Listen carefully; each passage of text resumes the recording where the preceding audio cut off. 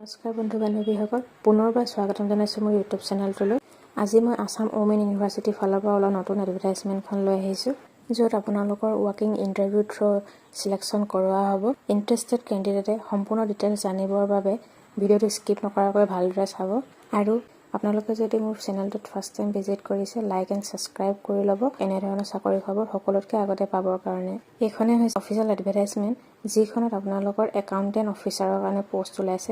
Number of vacancies হৈছে 1। ইয়াতে যদি আমি এডুকেশ্যন কোৱালিফিকেশ্যন চাওঁ, আপোনালোকৰ BCom pass with minimum 55% mark বিচাৰিছে। লগতে আপোনালোকৰ মিনিমাম 5 years ৱৰ্ক এক্সপিৰিয়েঞ্চ থাকিব লাগিব বুলি কৈছে। ইয়াতে চিলেকশ্যন হোৱাৰ পিছত আপোনালোক চেলাৰী পে' কৰিব 25,000 rupees। ইয়াতে কিছুমান টাৰ্মছ এণ্ড কণ্ডিশ্যন দিয়া হৈছে। ইয়াৰে ইম্পৰ্টেঞ্চ পইণ্টকেইটা মই কৈ দিছোঁ, বাকীখিনি আপোনালোকে নিজে পঢ়ি ল'ব পাৰিব। এই এডভাৰটাইজমেণ্টখনৰ লিংকটো মই ভিডিঅ' ডেছক্ৰিপশ্যন বক্সতে দি দিম। ইয়াতে আপোনালোকৰ এজ লিমিটৰ কথা কোৱা হৈছে, য'ত মিনিমাম এজৰ কথা কোৱা নাই, কিন্তু মেক্সিমাম আপোনালোকৰ 64 yearsলৈকে পাৰিব, তাতকৈ বেছি হ'লে আপোনালোকে নোৱাৰিব।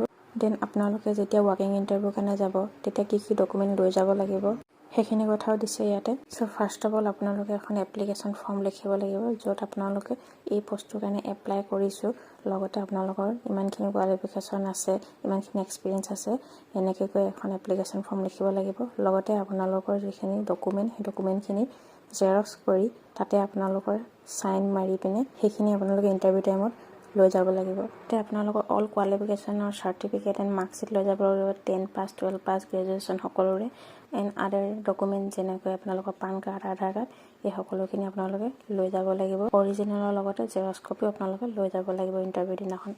ইয়াতে তলতে আপোনালোকৰ ৱাকিং ইণ্টাৰভিউ ডিটেইলছখিনি দিয়া হৈছে। আপোনালোকৰ যিটো ৱাকিং ইণ্টাৰভিউ সেইটো 20 Feb 2023 হ'ব। ৰাতিপুৱা 11 বজাৰ পৰা ষ্টাৰ্ট হ'ব, কিন্তু আপোনালোক তাৰ এঘণ্টাৰ আগতে ৰিপৰ্ট কৰিব লাগিব, মানে 10 বজাৰ আগতে আপোনালোকে ৰিপৰ্ট কৰিব লাগিব। লগতে আপোনালোকৰ ভেন্যু দিয়া হৈছে office chamber of the honourable vice chancellor AWE যোৰহাটত। এইটো হ'ল এড্ৰেছ, যিটো এড্ৰেছত আপোনালোকে ৱাকিং ইণ্টাৰভিউৰ কাৰণে যাব লাগিব। বন্ধু বান্ধৱীসকল, ইমানখিনি আছিল এই এডভাৰটাইজমেণ্টখনত। ধন্যবাদ।